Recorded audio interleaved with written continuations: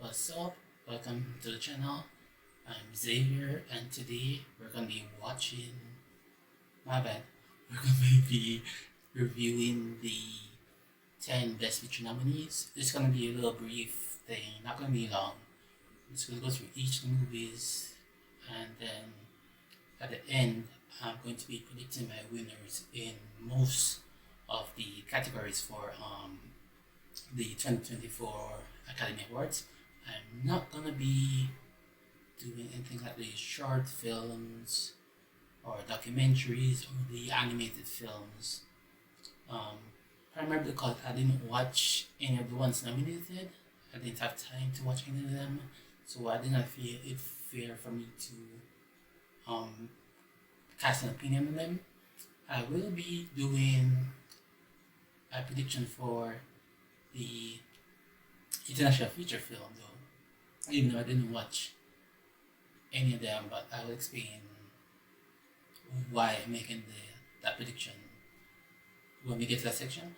And the one I didn't watch is actually one of the Best Picture nominees, which is The Zone of Interest. That's just how it worked out. Wasn't an intention, but life. So I will not be doing a review for The Zone of Interest, but I feel I have a grasp on how it's going to work out because I've done a look at who won in the various categories at the various industry awards leading up to today, and looked at what the industry is saying, other reviewers and stuff, other predictions and stuff, and I calculated my own thing. But I already had in my head who I thought before, but just play around with it, and I have a fair idea. Some of them are very close, so it's like a bit of a toss up, and some of them are it's like 95% conclusive who's gonna win. So look out for that. But first, let's go into the Best Picture nominees, and I'm gonna go the 9 via the Rotten Tomato meter, and so let's get into it.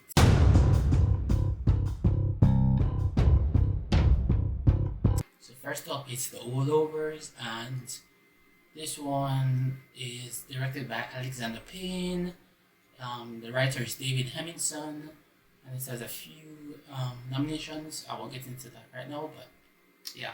So let's give a brief synopsis of what Rotten Tomatoes says. From acclaimed director Alexander Payne, The Holdovers follows a curmudgeonly instructor, Paul Giamatti, at a New England prep school who is forced to remain on campus during Christmas break to babysit a handful of students with nowhere to go.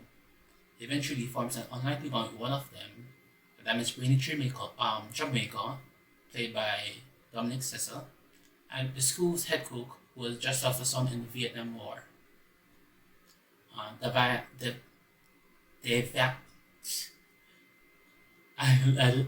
I pronounced it during my reaction because I did a reaction related to this. I pronounced it Divine Joy Randolph, but I realized it's the Divine. Oh god, messed it up. Hold on. Right, so Divine Joy Randolph. Apologies, Queen. Right, so that's enough basically since it's up well. It's a very heartwarming and funny and just joyous, enjoyable film. It is so wonderfully done. The performances are brilliant, and the nominations for Paul and Divine are well deserved in the Best Actor and Supporting Actress categories. Dominic Sessa, he just missed out on, in my opinion, getting a nomination for Best Supporting Actor because he was very, very good. But in seeing who's in the category, I understand why he wasn't nominated, but he did his thing, so big up to him. It's a very well done movie, like I've said. It's set in 1970, Uh, and this I'm gonna all these reviews are gonna be without spoilers. But I'm gonna expand a little bit, so it might be spoiling a little bit, but not too much. You still can get. I'm still not gonna ruin anything in the movie for you. It's just a story about how we can find and form unlikely relationships with other people, where like you're in a trap situation that you discover other things about each other, and I think that's well done here. Nothing felt like too outlandish or out of place. It all blended well together. The directing was amazing. Big thing and a great story, and you just really fell into it, and I have no problems with this being nominated. It was really a truly joyous experience to watch this movie. I really enjoyed it. My reaction had some troubles with the film and everything, but even then I still had a ball, and I just really liked it. So I would really recommend this movie. Top notch. Top notch. If you are a fan of um, the 1970s, if you're a fan of period films, if you're a fan of this uh, like a bottle episode kind of thing, but where it's like characters coming in and out and everything, and you learn, and the characters go on a journey. Yeah, this is the film for you. So amazing. Would recommend. Alright, so the next film we have up is Past Lives. This was a selling song vehicle. It's her first time as a director. She also wrote the film, and the synopsis of this is Nora and Haesung, two deeply connected childhood friends, are wrested apart after Nora's family emigrates from South Korea. 2 decades later, they are reunited in New York for one fateful week as they confront notions of destiny, love, and the choices that make a life in this heart-rending modern romance. Alright, so in this film you have Greta Lee as the lead actress. She is the person that we are going on this journey with. It's a 1 hour and 46 minutes runtime, so it's not overly long. The time flows by, so the 1 hour 46 minutes is like nothing to you. If I was saying that about like a 3 hour movie, I'd be coming out with some stuff right there, but no, trust me, it just feels like a good time. But it's a good time depending on what kind of film you like. If you like, it's kind of like a rom-com, but it's not. It's a vaguely autobiographical picture of Celine Song's life. The performances are great. All of these movies' performances are great, but you can tell that Greta Lee, she pretty much, I would not be surprised if she was just so close to getting a nomination as the best actress. She was very, very good. She was the best performance out of the film. So if anyone was going to be nominated for this, it would have been her. I'm not surprised that they got nominated for the screenplay, because it's a very, very well done screenplay. It's a really nicely done story. We get some flashes after the past, and we see like a journey with the two main characters, Nora and Haesung. So we're in between South Korea and North America, and we see how these characters' lives intertwine, and the lose and the gain, and just a very well done story, because you learn in this film the concept of Inyeong, which is a South Korean concept regarding like fate, around how your relationship is with a particular person you're fated to meet them because you always meet them in your past lives. It's the name of the film. So in your past lives, you are always forming some kind of relationship with this person. It could be adversarial, but it's mainly about how your relationship is a bond with like this kind of love. Not make you might not be in love but you might it's come some kind of romantic relationship.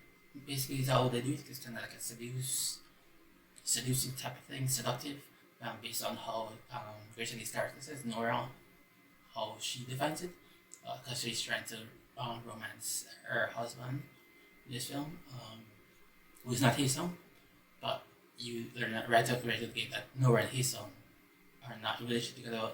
Nora is with her husband in New York. She met him while she was in North America, and they get married and everything like that. And it's a wonderful journey. It's really enjoyable. I would recommend it as a watch. I had a lot of fun doing my reaction video to that. And romance, yes, it is kind of a rom-com, but not a rom-com. It's a nice little twist on a rom-com. Yeah, you could say. So, past lives, yes, very much yes. Okay, so next up we have Anatomy of a Fall. This is a French film. It should have been nominated in the international feature film, but France messed up there, and so because this would have been it have had a good chance to win that Academy Award for Best Feature International Feature Film. It's a shame that France didn't submit this film because it would have definitely been one of the 5 nominated. So sucks for them. But Justine Triet, she is the director of this. She also wrote the film. She's one of the writers on the film. And this synopsis, it's basically French. It's basically French and English. Seen some people. There's something about German, but I did not remember any German being spoken in this film. If there was, it was like less than a minute, so it flew by me. But it was mostly like French and English that was being spoken. And so, what this story is for the past year, Sandra, her husband Samuel, and their 11-year-old son Daniel have lived a secluded life in a remote town in the French Alps. When Samuel is found dead in the snow below their chalet, the police question whether he was murdered or committed suicide. Samuel's suspicious death is presumed the murder, and Sandra becomes the main suspect. What follows is not just an investigation into the circumstances of Samuel's death, but an unsettling psychological journey into the depths of Sandra and Samuel's conflicted relationship. Yeah, that's basically it. And if you are not squeamish, because there is some blood shown, and you are not distracted by subtitles and you embrace subtitles, you will really like this film. If you like crime dramas, if you like journey into how a relationship is, or like the family, about how it's like how a couple, like their highs and their lows, and it's really well crafted film. It is engrossing. It captures you. You kind of wait. Did she do it at some point? And you're like, oh no, she didn't do it at some point. And like you are kind of like in this roller coaster, like a bit like of your relationship with the actress Sandra, who's played by Sandra Hüller, right? So Sandra Voigt is played by Sandra Hüller. She's also in one of the other film that got a lot of nominations. The Zone of Interest, which I've not watched, but yeah, she is the nominated. She's nominated for Best Actress in this film, and it's a masterful performance. There is a range of emotions that she shows. There's also a lot of subtlety. There's a lot of extravagance to her performance, and it is not distracting at all. It all fits within the realms of what the story is trying to give us, and she is amazing. She is really, she really carries this movie, even though everyone else they chip in well, but she is the who this movie hinges on, and she delivers. If she was not at the top of her game, this movie would not flow and go through as well as she does. The pain on her, the joy on her, the anger in her, the fear in her, the disappointment. It's just evident and it comes across well. So this is Justin, you did well with Sandra here in evoking this performance from her, and so it's a wonderful film. I really enjoyed it. If you don't mind subtitles, you really should watch it with covers. It is a beautiful, beautiful film. There's some great shots in it. It's a feast for the eyes. Not as much as some of the other films in this Best Picture category, but it's wonderful. Truly a joy. It's truly a joy to watch. Okay, so American Fiction. Synopsis is American Fiction is Cora Jefferson's hilarious directorial debut, which confronts our culture's obsession with reducing people to outrageous stereotypes. Jeffrey Wright stars as a monk, a frustrated novelist who's fed up with the establishment profiting from black entertainment that relies on terrible and offensive tropes. To prove his point, Monk uses a pen name to write an outlandish black book of his own, a book that propels him to the heart of hypocrisy and the madness he cleaves to disdain. Yeah, so we have a really, really good cast in this film. Jeffrey Wright, Tracy Ellis Ross, John Ortiz, Eric Alexander, Sterling K. Brown, and I can definitely understand why Jeffrey Wright and Sterling K. Brown got those nominations. I don't think I've watched anything with Sterling K. Brown in it before. I don't think I have. If I have, I'll note it here. I'll note it somewhere. But yeah, so I have seen Jeffrey Wright in a few things. Slip on my mind right now, but I've seen him a few things, and he's always been a great actor. So I am not surprised at all that he knocked it out of the park here.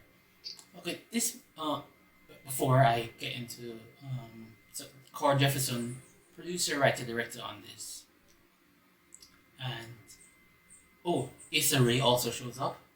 Okay, Fatima Garrett Issa. This film, I'm a bit unsure about it. I liked it. It's 2 hours. I liked it. I don't have a problem with it. It's a good movie. I don't have a problem with per se as in like it's a trash movie or that. But it's a good movie. But it's it could have done more. But I'm assuming what the court was trying to get across is we should form our own conclusions as to what the film is trying to tell us. I don't want to spoil how it goes, but yeah, it leaves you a bit where you have to form your own conclusion on what the message the film is trying to teach us, or not even like teach us, but what the writer is trying to, Cord is trying to portray to us.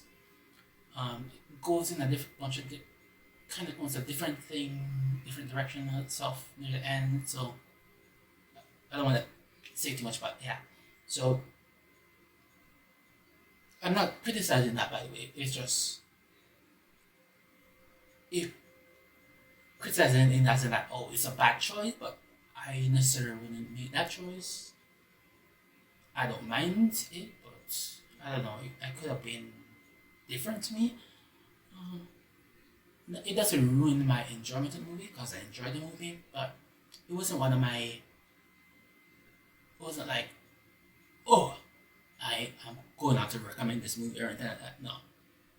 Like if you ask me, should I watch this? And I'm like, if you like a film about literature and about like hypocrisy and like some kind of slightly absurd things and like trauma and everything like that, yeah, you should watch it.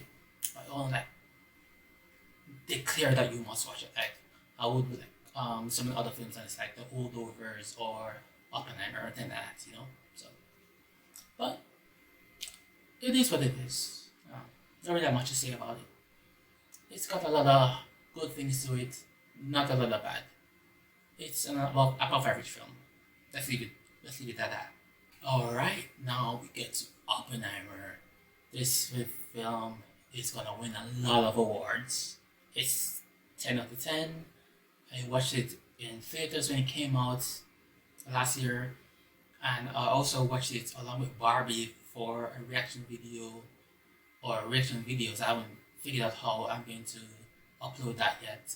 It's not finished editing yet or anything like that. So, but it should come out in this month, like in March. But it was a killer at the box office. The Barbenheimer was a thing, and it really helped give us with the marketing of this film. And I really enjoyed Barbenheimer for that, because I might not have seen it in the cinema. Not anything like I can Nolan or anything, because I really love a Nolan movie. But I didn't watch Tenet, and I didn't watch Interstellar at the theaters. I don't always see every film at the theater because I'm reacting to movies on my channel here and everything. But Barbenheimer got me. I saw Barbie and Oppenheimer, and I'm truly glad I did. Yeah. It's a Nolan film, and he does his thing. It's a great film. It's a 10 out of 10. I truly, we did everything 10 out of 10 on my letterboxd. I don't remember, but if it's not a 10 out of 10, it's a 9 out of 10. It's that good. The 3 hours, you feel the 3 hours, but you want to stick it out. You don't leave. You want it. You watch all 3 hours at once. You want to do it. You don't want to take breaks. It captures you. It makes you stay. You want to. Cillian Murphy, amazing. Emily Blunt, amazing. Across this, it's a smorgasbord of acting, talent, and direction, and cinematography, and visuals, and everything. The only thing I would kind of knock it with is this Trinity test. I felt that the exposure in hindsight now, when I was watching it at the theater, because I didn't have I'd seen the explosion before, but it was like deep in the back of my mind, so I didn't register. But like looking at it now, like months later now, and watching it again, they could have done better with that. So that's the only knock against the film, but everything else was amazing and truly, truly worthy film. You must watch, but it is a must watch. Oh, I almost forgot the synopsis. During World War II, Lieutenant General Leslie Groves Jr. appoints physicist J. Robert Oppenheimer to work on the top secret Manhattan Project. Oppenheimer and a team of scientists spent years developing and designing the atomic bomb. Their work comes to fruition on July 16, 1945, as they witnessed the world's first nuclear explosion, forever changing the course of history. So it's essentially a biopic, and really well done biopic. It's told in a few different time periods. We are in a trial with, not a trial, it's like a hearing with Oppenheimer, but also at a, what do you call it, a hearing with RDJ's character, Louis Strauss, is who RDJ plays, Robert Downey Jr., and I'll say more about him. Florence Pugh. I loved her supporting role. She bears all. Cillian Murphy, like I said, you see him in like basically every scene, and he kills it. The whole movie hinges on him, and he's a lead actor. He's a lead actor in this film. I think it's like one of the first, or it's like the first or one of the few times he's been a lead actor in like a big film. And why was this the first time? He should be doing this a lot more. He's always been a good actor. He's always been he always had talent. So why is this now only the time for that to do? He's like in his 40s or whatever, something like that. Why is it now? But maybe it was just this time. Maybe it's just before he wouldn't have been able to handle it, but now this is his time. So Cillian, pick up you. Yeah, this was like a blockbuster, and I'm glad it got the recognition it deserved at the awards and also in the box office. So kudos to the movie going public. You did your thing. Well done, y'all. Well done to me. Well done to you. Well done to all of us. So next on the list is, I think, the longest film on air, 3 hours and 26 minutes, which is Killers of the Flower Moon.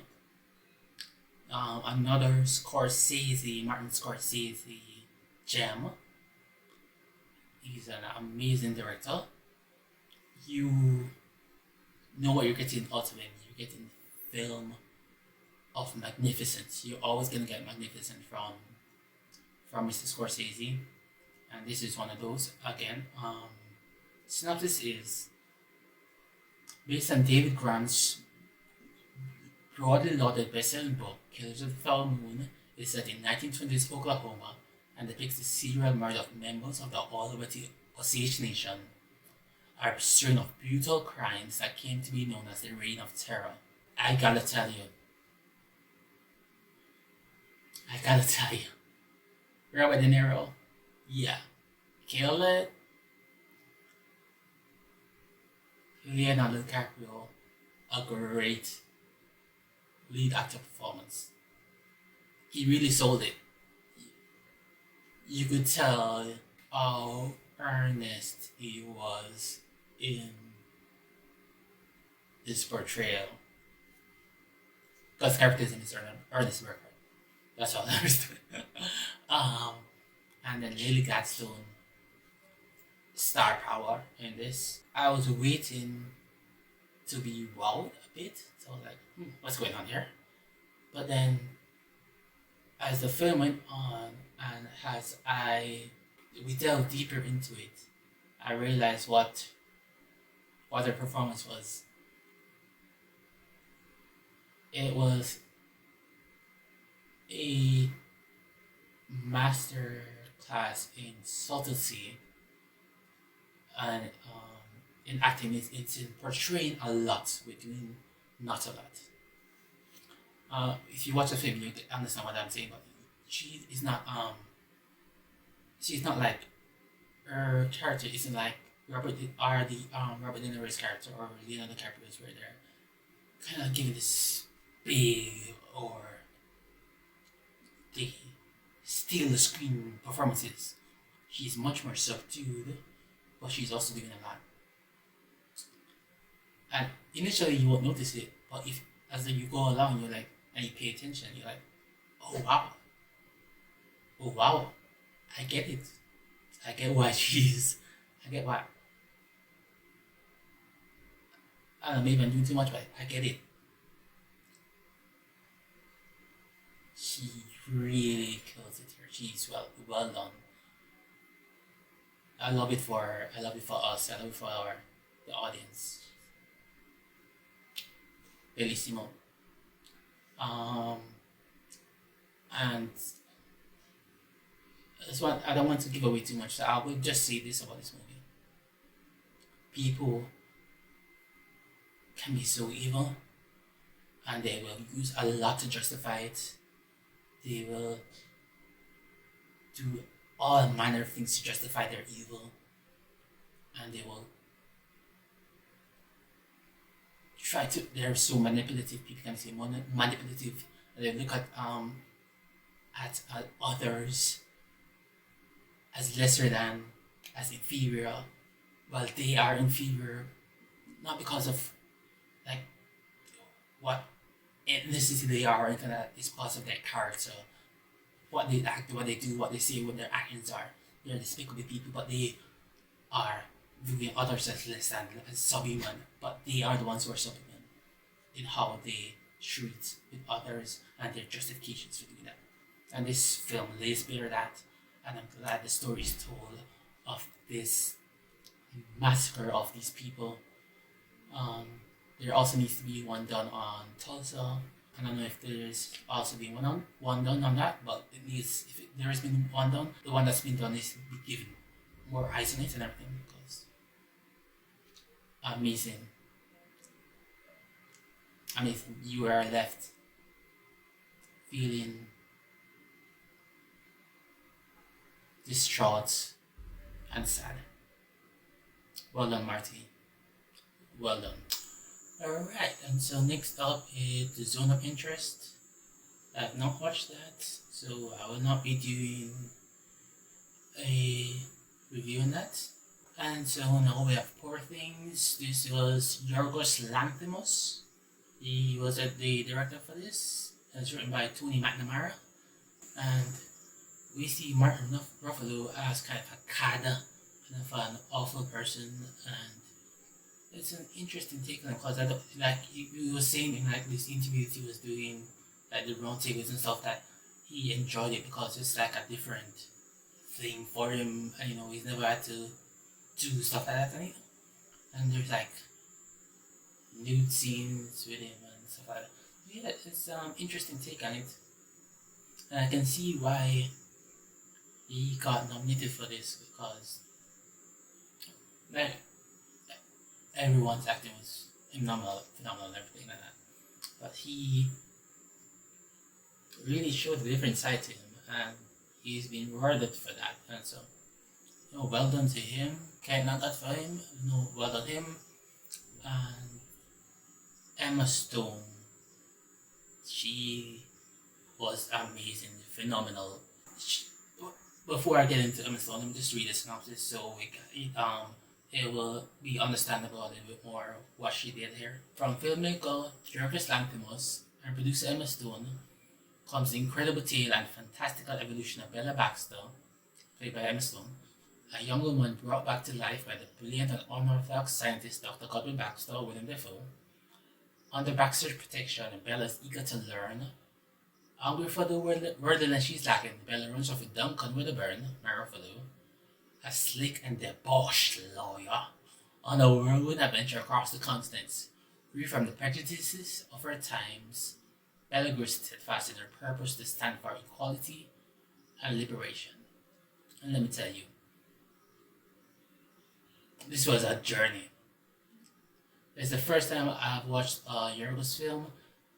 I need to watch The Favorite. I meant to watch it like when it came out a few years ago, but I didn't get to watch it. And watching this film made me. I have to watch it very soon. I have to watch The Favorite very soon, because it's an amazing. I know the favorite is gonna be animated film because I think it was nominated for Best Picture too, and so I'm not sure. I might curb stuff in that, but yeah. So this guy has the chops. This was a unique, maybe it's unique to me so far.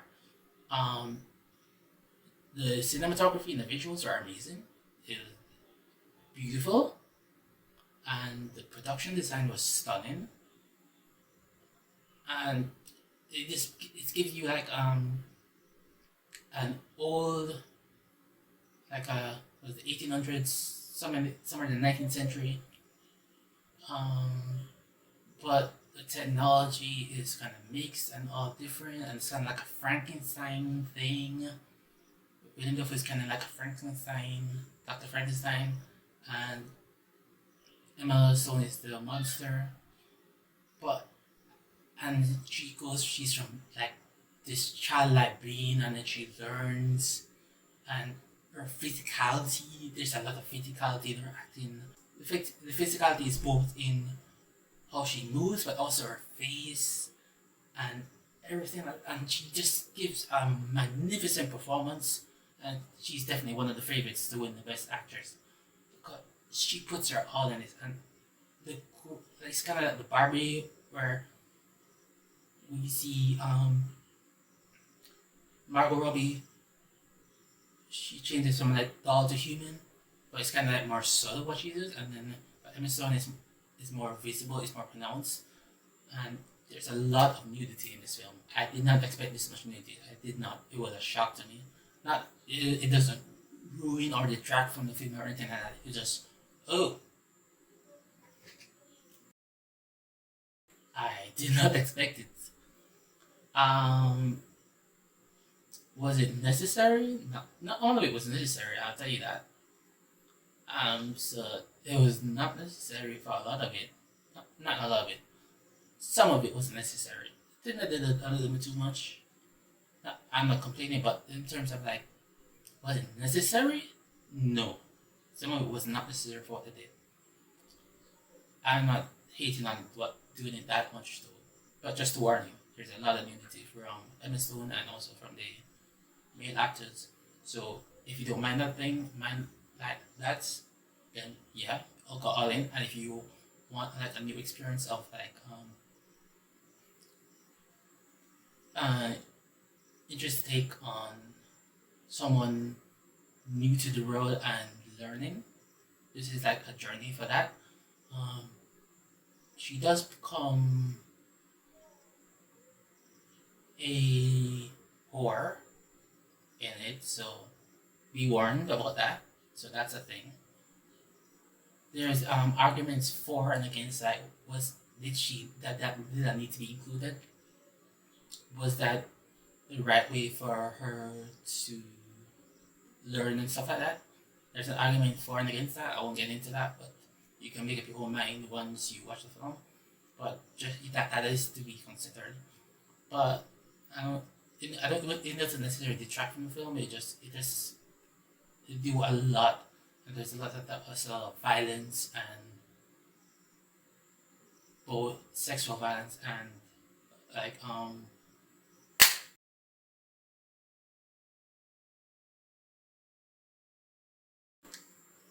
that kind of violence, stuff like that. So you need to know that. It's not so it's an encompassing film about a woman navigating a patriarchal world and how does she be new to this world, but also be fully grown, how does that impact her and everything. And yeah, it's a very unique film to me at least, and so it's something to watch if you don't mind all what I've said before, the nudity and the violence and stuff like that. So yeah, but if you do not mind that and you're looking at it artistically, it's a very relevant film, and so I can see why it was nominated, and yeah, it's a very good watch if you look at it from that aspect. And Barbie. the number one film last year. I think it was. It was a box office success. It was one of the it propelled its marketing helped propel Oppenheimer to also be a box office success. Even though Nolan is a big name himself, but the whole Barbenheimer concept and everything like that, it really dovetails in it, and both stories are about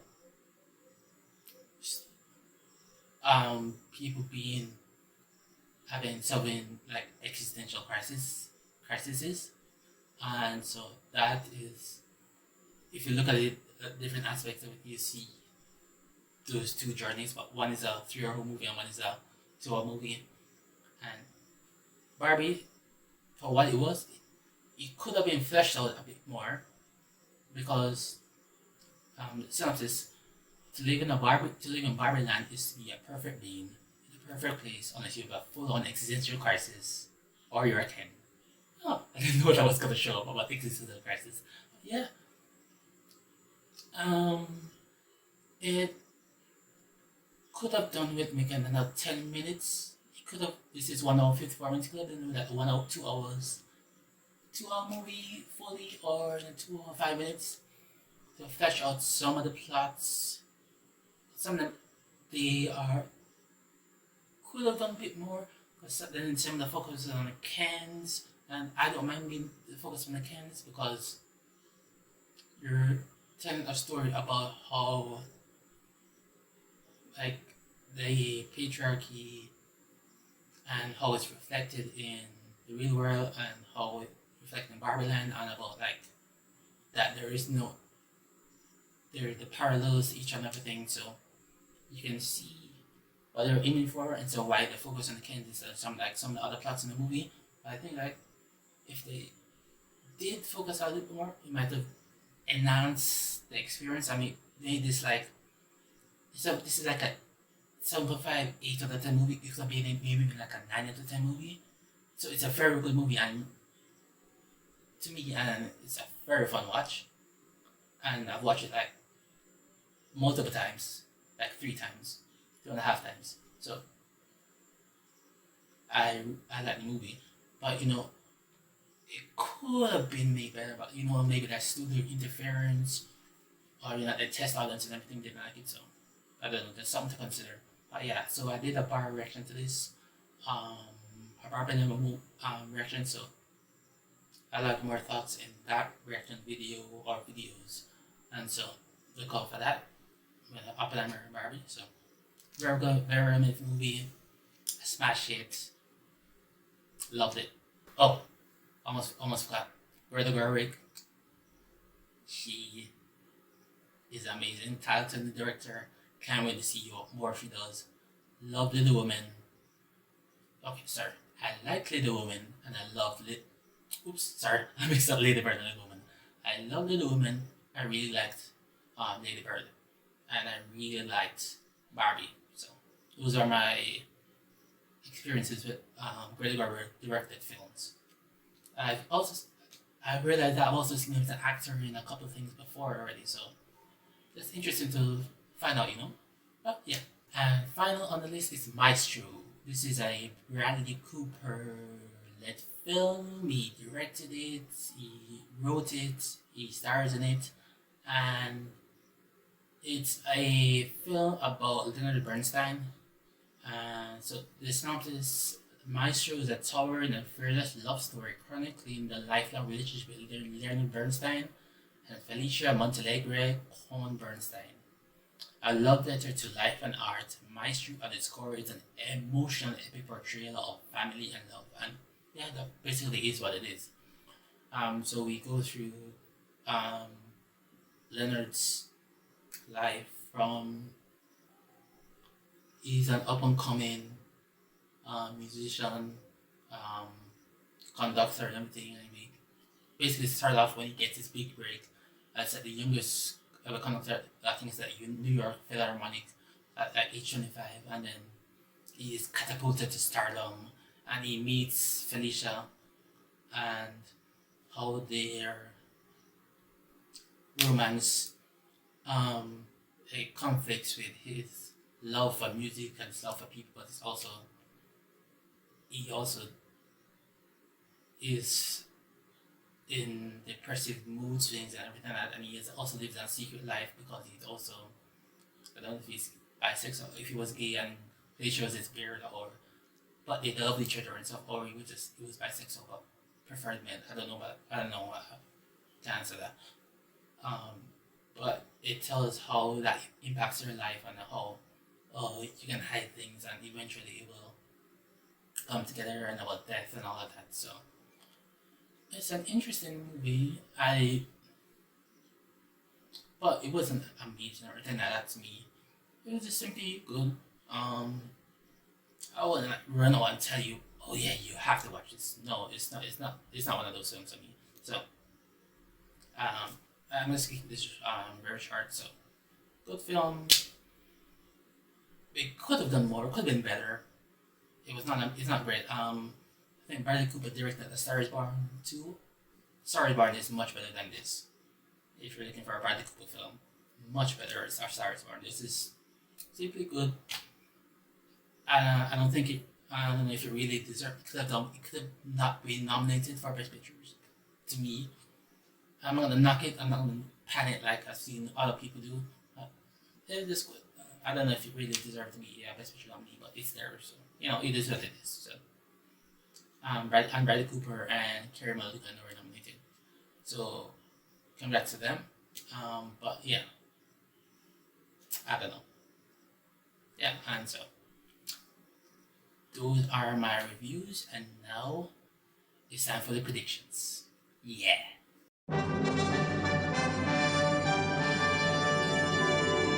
Alright, so it's time for the awards predictions. And just so you know, I've used awardswatch.com to look at the winners of the various industry awards, and to just guide me, and also, but this is my own predictions I'm doing. So, but I just used it for guidance in terms of who was winning and everything like that, and historical context of the various wins, and it just helped me choose what I'm doing, but also I'm doing my own thing. It's a handy resource if you're ever interested in that. At awardswatch.com, shouting them out. So we're gonna start off now, and we are first up with actor in a leading role. And so the nominees are Bradley Cooper for Maestro, Colman Domingo for Rustin, Paul Giamatti for The Holdovers, Cillian Murphy for Oppenheimer, and Jeffrey Wright for American Fiction. Right, so I watched all these performances except Colman Domingo and Rustin. I planned to watch it, but timing and schedule and everything, it didn't work out that I was able to watch it before I did this video. So I would not be able to judge Colman Domingo's performance, but I don't think he will win. Bradley Cooper, same for him. Obviously I watch it, but I don't think he will win. Jeffrey Wright, he won't win either. For me, it's between Paul Giamatti and Cillian Murphy. And I think Paul Giamatti has an underdog chance. He might win, but I'm giving like a 90%, 80% chance that Cillian Murphy wins this. Cillian has won the BAFTA, the Golden Globe, and the SAG Awards. Paul Giamatti also won a Golden Globe and the CCA, which is the Critics' Choice Awards. So you can see why they're my two top choices, Paul Giamatti and Cillian Murphy. But I'm just gonna edge it as Cillian Murphy because I feel like his performance. I really enjoyed Paul Giamatti's performance. Not gonna lie, but I'm just gonna give the nod to Cillian Murphy here. I just feel he won more in the circuit for the major awards, and I just really enjoyed his performance. not enjoyed. I wouldn't use that word. I think he was the better performance. Like in terms of me liking both performances, they're like on a similar level to me. But I'm just gonna give the edge to Killian here, just because I think he was better in terms of, and he had more to do, and he did it at a great level consistently throughout. Paul Giamatti was consistent throughout, what Killian had more to do, and he did it flawlessly. So that's why I'm edging to Killian for that. Next category we have actor in a supporting role. The nominees are Sterling K. Brown for American Fiction, Robert De Niro, Killers of the Flower Moon, Robert Downey Jr., Oppenheimer, Ryan Gosling, Barbie, and Mark Ruffalo, Poor Things. And yeah, so basically this is gonna be a Robert Downey Jr. win. I really enjoyed Robert De Niro's performance in Killers of the Flower Moon. Sterling K. Brown, Ryan Gosling, Mark Ruffalo, they did commendable in their films, but it was between Robert De Niro and Robert Downey Jr. for me, the two Roberts. But RDJ has been winning across the board on every on the circuit. He's been like all the awards. So he's at 95% shot. If I was anybody who's gonna give it up to him, it would be Robert De Niro. But I think it's gonna be like a clearly Robert Downey Jr. performance is gonna be the winner. But I think I enjoyed Robert De Niro's performance better personally. So I would have given it to Robert De Niro for me. But looking at everything in totality and how everything's gone, yeah, RDJ is gonna win it. And so we have actress in a leading role up next. The nominees are Annette Bening for Naiad, Lily Gladstone for Killers of the Flower Moon, Sandra Hüller for Anatomy of a Fall, Carey Mulligan for Maestro, Emma Stone for Poor Things.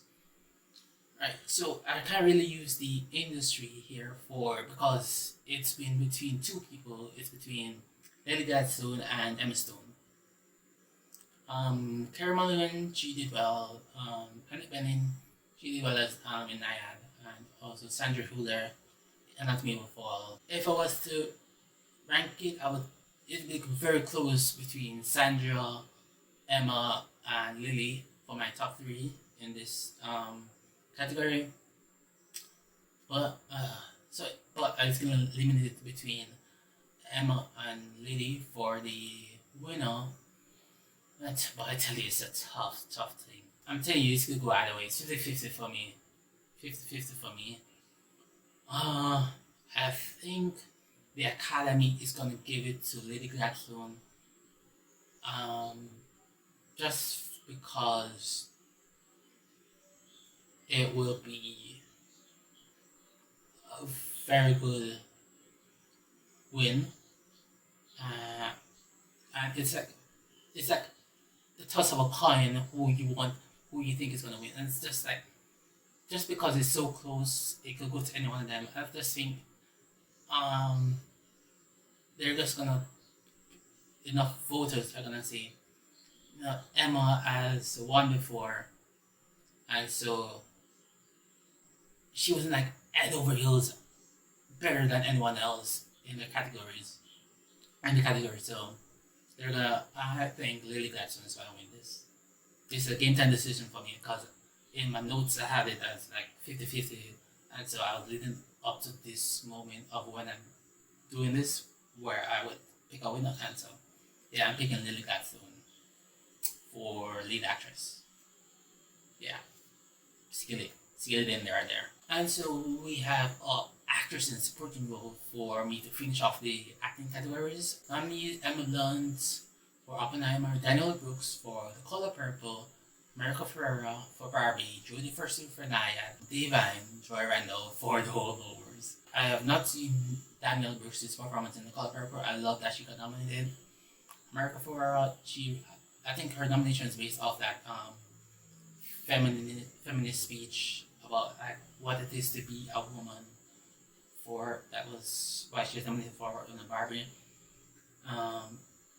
Jodie Foster, she did well. Naiad, she was one of the commendable parts of Naiad. Emily Blunt, yeah, she did everything in Oppenheimer, but it's clear. it's Divine Joranoff who's gonna win this for the holdover. She's been cleaning it up on the circuit, and she really was the best performance out of these five women, and no guy, no like 99% winner to me for me. I don't think anyone else deserves to win over her in this category, and so I'm glad that she's been winning a lot on the circuit, and she deserves to win. All these nominees here, she deserves to win, and I'm glad she's nominated. She's gonna be the winner. The holdovers get to win here. Alright, and so next up we have the international feature film category. This is my segue into like the technical awards, which are gonna be like cinematography, visual effects, and the music, sound, all that. But first, I'm just gonna use this as a little jumping off point into that. So we have Io Capitano from Italy, Perfect Days from Japan, Society of the Snow from Spain, The Teacher's Loan from Germany, and The Zone of Interest from the United Kingdom. So like I said before, I haven't watched The Zone of Interest, but just based on the history and the fact that it's been nominated for Best Picture, and it's the only film in this category to have that, just like last year where All Quiet on the Western Front won another technical award and it was nominated for Best Picture. It was the only Best Picture nominee. That was also an international feature film. Yeah, The Zone of Interest is gonna win, even though I haven't seen it. It's a clear lock here. I'm 99% sure it's gonna win here. I really would have loved that if Anatomy of a Fall was nominated here. The French had done the right thing and nominated Anatomy of a Fall here. It would have been much more of a competition. It would have been much harder to pick who would have been the winner here. But it's like, it's so clear. It's just like, it's sorry, because people are gonna, who are voting, are gonna be watching the Best Picture nominees. And so if they're watching the Best Picture nominees, they're gonna be watching the Zone of Interest more, and they're paying more attention to it than the other nominees. And so, unfortunately for those films, it's gonna be the Zone of Interest who's winning. I really would have loved, and if Anatomy of a Fall had been nominated from France, but France didn't submit it. They submitted another film instead, and that film wasn't nominated. So it is what it is, you know. And now we're in the technical awards, and we're gonna start off with cinematography. So the nominees are Edward Lachman, Ramel Conde, Rodrigo Prieto, Killers of the Flower Moon, Maestro has Matthew Libatique, Oppenheimer has Hoyt von Hoytema, and Poor Things had Robbie Ryan. Oppenheimer has been winning on the circuit, and for me it's close between Oppenheimer and Poor Things here. Robbie Ryan and Hoyt. I was gonna say Oppenheimer and Poor Things. For ease. And yeah, I've picked here Oppenheimer as the winner, just because of how it's been doing on the circuit and everything like that. But Poor Things had really good cinematography, and I've not watched Akonde, so just to say that. But it's between Oppenheimer and Poor Things there for me, just based on personal and how they've been doing on within the various awards and stuff like that. But yeah, Oppenheimer to me is the winner. Oppenheimer's gonna win. And next up, we have film editing, and the nominees are Anatomy of a Fall, Lauren Seneschal, The Holdovers as Kevin Tent, Killers of the Flower Moon by Kelma Shoemaker, Oppenheimer Jennifer Lame, and Poor Things Yorgos Magropsaridis. I have 3 contenders here for this. Anatomy of a Fall, The Holdovers, and Oppenheimer. Just based on what I've been seeing, is between those 3, but I think with the momentum, Oppenheimer is going to win here, just because even though I Anatomy of a Fall on The Holdovers, and you know how all those films have been doing on winning the various awards and stuff, Oppenheimer is going to win this one because it's going to build momentum up until like the final award line, and you can see Oppenheimer win a lot of awards on March 10th, and yeah, it's gonna win. It's going to be fueled by the momentum. It's also very well done editing and everything like that. So like I said, it was the top three up another movie for Holdovers and Oppenheimer. But it's based on everything that's been happening, and I just feel that the momentum, Oppenheimer is gonna win. So Jennifer, they go for your Oscar. Alright, and makeup and hairstyling. Nominees are Goldo, Maestro, Oppenheimer, Poor Things, and Society of the Snow. I have not seen Society of the Snow, I have not seen Goldo, but it's between two, for me, Maestro and Poor Things. Feel this is where Maestro is gonna win its Oscar. Poor Things was close. Because the makeup really well done, really well done. And everyone in that film, but the technical brilliance they did for Bradley Cooper, the aging through the years and the face and everything, to give him the aura of Leonard. They're gonna win it for that. Maestro is gonna be winning the makeup and hairstyling Oscar for 2024. Alright, and so we have music categories. The next two are music categories, and those are for, first up is original score, and the nominees for that Laura Cartman from American Fiction, John Williams from Indiana Jones and the Dial of Destiny, the legend John Williams, Robert Robertson, Killers of the Flower Moon, Ludwig Göransson from Oppenheimer, and Jerskin Fendrix from Poor Things. I'm not gonna lie, it's gonna be Oppenheimer who's gonna win this. Ludwig Göransson, look over his second Oscar here, man. It's won the BAFTA, it's won the CCA, it's won the Golden Globes, and it's won some other awards. And so it's been cleaning up. It's gonna win. Oppenheimer's gonna win here. Like I said, the momentum is gonna put it through. Oppenheimer's gonna win. It's not gonna win every category that's been that movie's been nominated in, but this it's about 95% chance it's winning. Once you see it winning in the technical awards, once you see the industry specifically for music and everything like that, they win. It's gonna win it. So Oppenheimer, best score. And I would speak about it like this, in that I really like the score. It personally, it was very well done. So I'm not really. It's the deserved winner here. It built tension. It built suspense. It gave it the right feelings. It gave it the right moods. It set you up. It brought you into the film. Extremely well done job.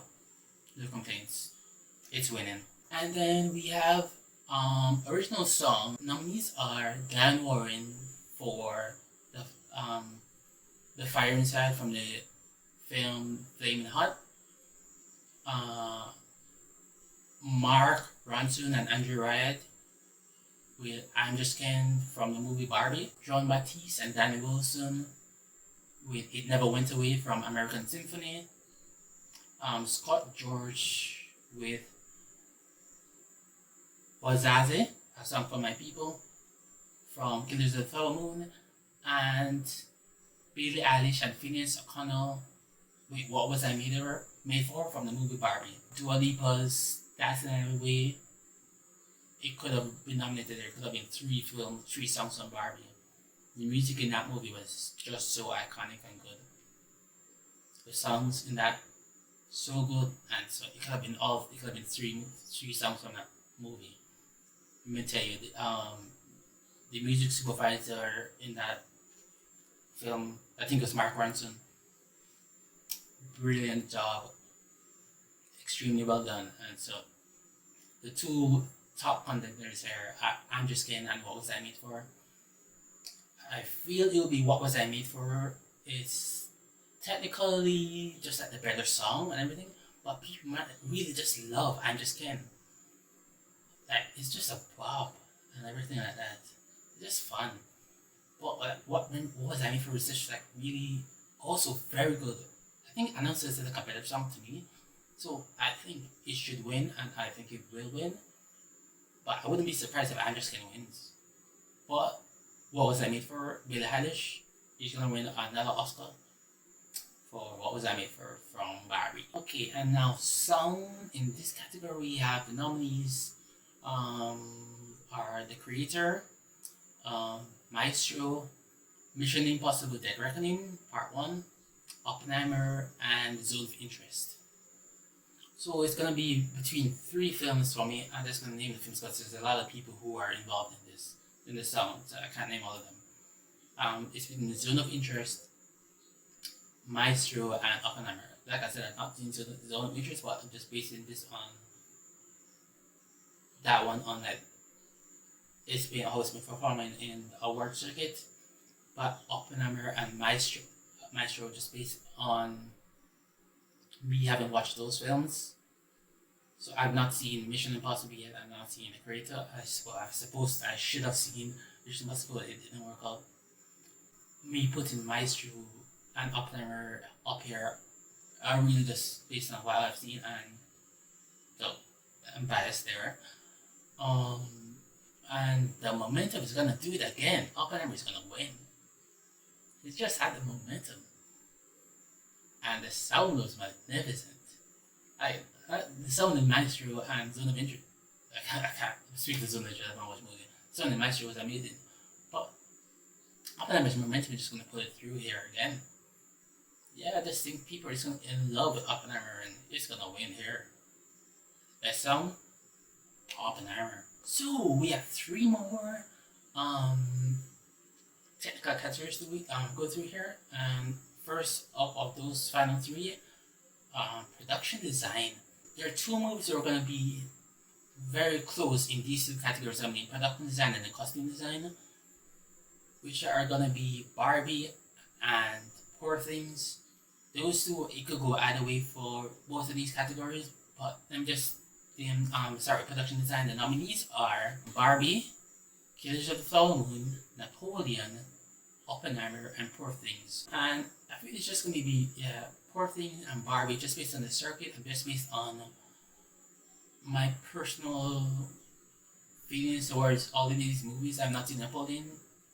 And just to say, it's the same 5 films nominated in both categories. So that's an interesting thing there. So I have not picked to win in these 2 categories just because of how close it was. It's just gonna go either way here. So I'm just for picking between Barbie and Poor Things for these 2 categories. It's up in the air. I don't know who's gonna win. But I'm just gonna say for this one, for production design, just based off a gut feeling, it's gonna be Poor Things. Yeah, I'm picking Poor Things for this category, production design. And so next we move to costume design. The nominees are Barbie, Killers of the Flower Moon, Napoleon, Oppenheimer, and Poor Things again. Same 5, like I said. And so, like it's 50-50 between these 2, Barbie and Poor Things. And I gave Poor Things a win in production design, but in costume design, I'm gonna give it to Barbie because the costumes are such a focal point of the film, and they make jokes with the costumes, and they try to make it as accurate as possible to the dolls and everything like that. And it was so intensive, and they did all this stuff with the costumes and everything, and they make it so realistic and not realistic. I mean, like so, like copies and everything like that, and the nostalgia and all that. Yeah. So Poor Things won. We're gonna win production design and costume design. It's gonna be Barbie. Barbie's gonna win for costume design. I just, it could be either way. It could be Barbie with production design and Poor Things with costume design, or be Poor Things with both and Barbie with both. I really do not know. But I'm just gonna go with the gut feelings of what's like. Production design is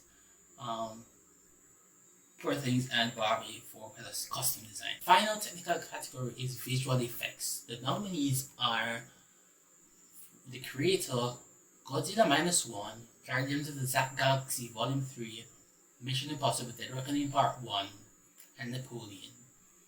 So for me, this comes down to two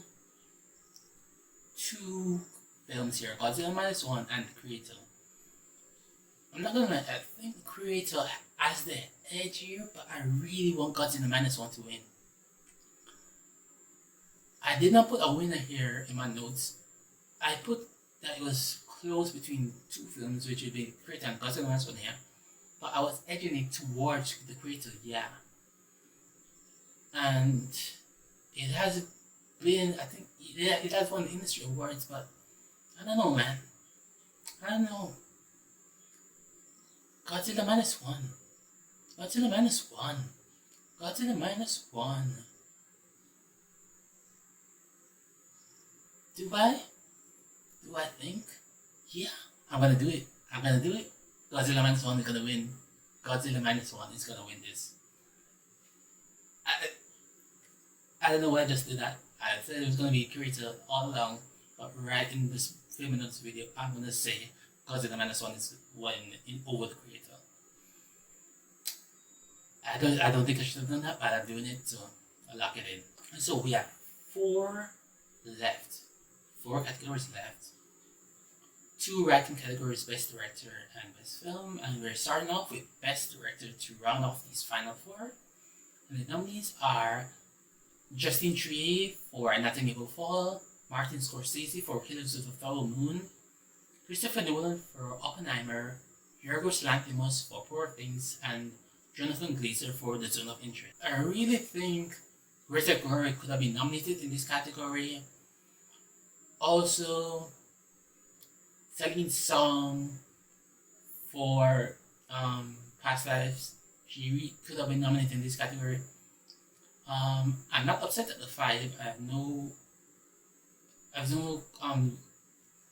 indication for how The Zone of Interest did with Jonathan Glazer's production and everything like that. I think it was that they put them in the house and stuff, and they just that film, and they didn't tell them when they were stopping everything, and the people just had to be in character and recite their lines and everything like that. So that was an interesting filming thing. That's the only thing I have to say about that. But about that movie. Well, there is more, but that they whatever. No, I won't go into that. But so for me, I've been saying the momentum thing all along, and the momentum thing is gonna win out here. Because these were all of the four I've seen very, very well directed films. So it's like a knife edge. Anyone could win it, but based on like the circuit and based on the momentum, Christopher Nolan's gonna win it here for Oppenheimer. Yeah, Oppenheimer's winning. Christopher Nolan's winning Best Director. And so we finish off with the two writing awards: adapted screenplay and original screenplay. We're gonna start with adapted screenplay. The nominees are American Fiction, written by Cord Jefferson; Barbie, written by Greta Gerwig and Noah Baumbach, the two married, the couple; Oppenheimer, written by Christopher Nolan; Poor Things, written by Tony McNamara; and The Zone of Interest, written by Jonathan Glazer.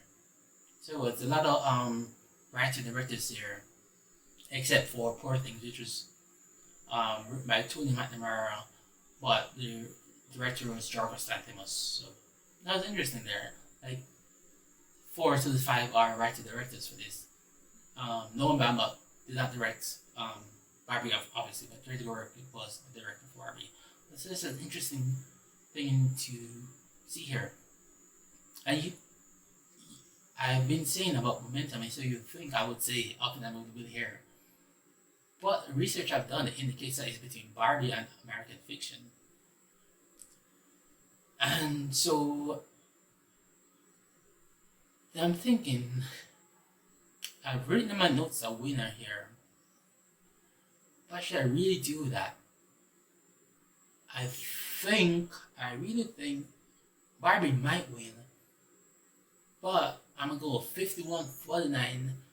American Fiction edges it out and Cord Jefferson wins, just because of based on all he's been doing on the industry circuit, and people I really like people might have thought that Barbie should have been done in original screenplay. And if it was an original screenplay, I think it would have been a winner here. But it's so close between Barbie and American Fiction, based on what I've seen. So it really could have been Barbie. If Barbie had been in original screenplay, that it might have won. I've seen that elsewhere and everything, and I agree with that opinion. I really, really want to give it to Barbie here. I really want to give it because people really love Greta Gerwig. The industry really loves Greta Gerwig. But, boy. Oh boy, oh boy. Yeah, I'm just gonna stick with it. I'm just gonna stick with it here. American Fiction wins. Carl Jefferson wins for American Fiction. I mean, original, adapted screenplay. And, yeah, boy. That was tough. I did it, but it was tough.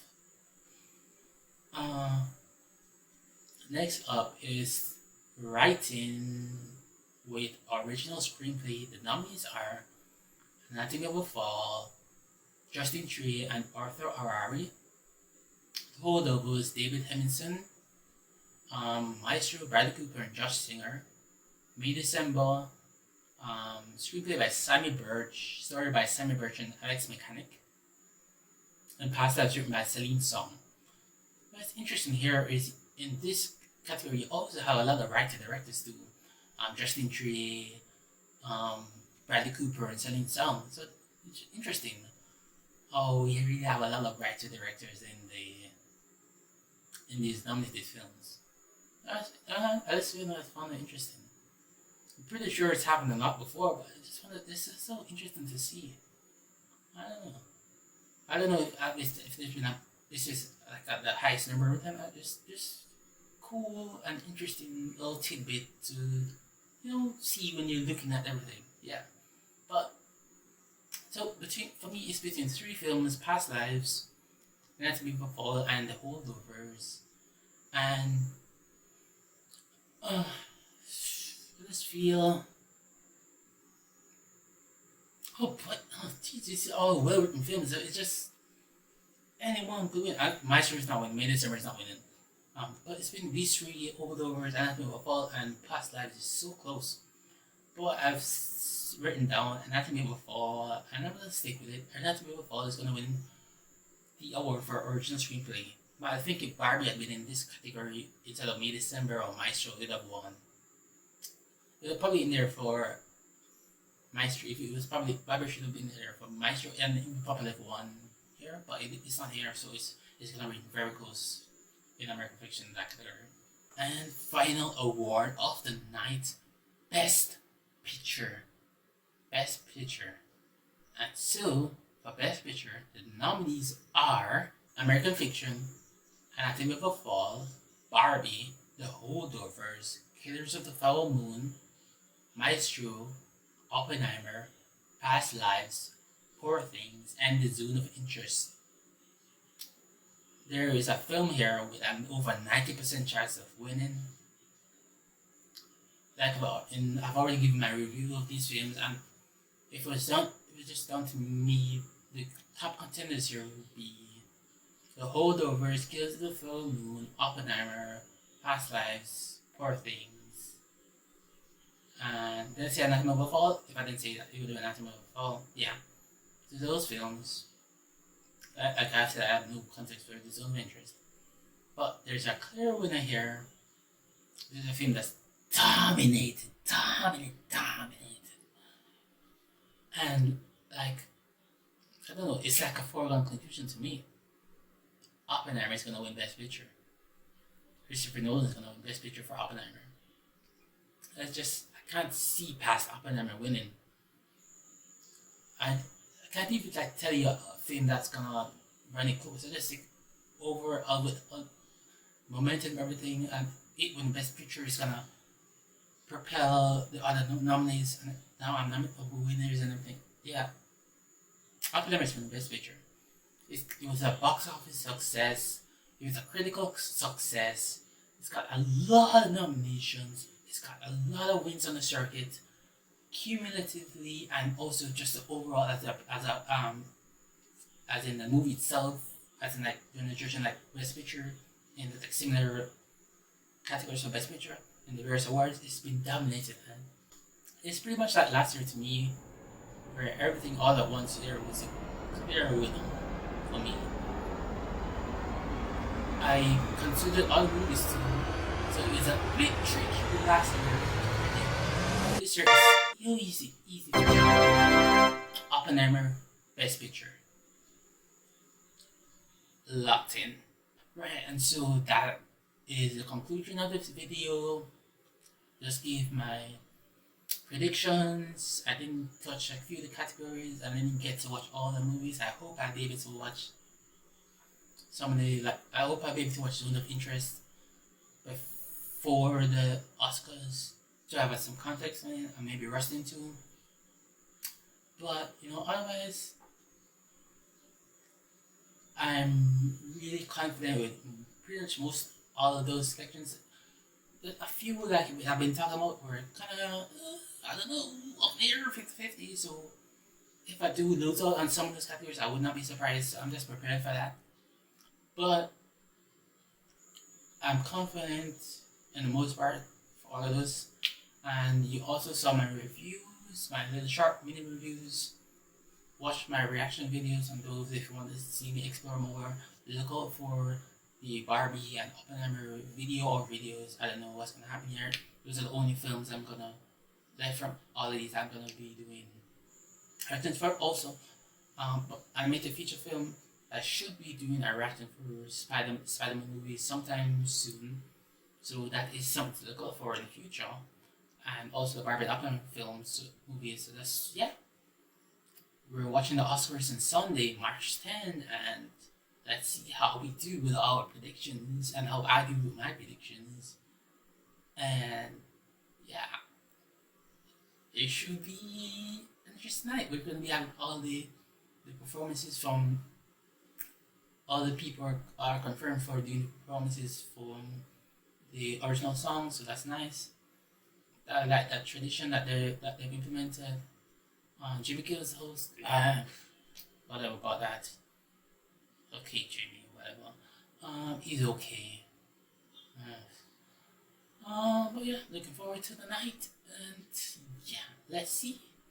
Those are my thoughts. Those are my predictions. See you soon. Bye.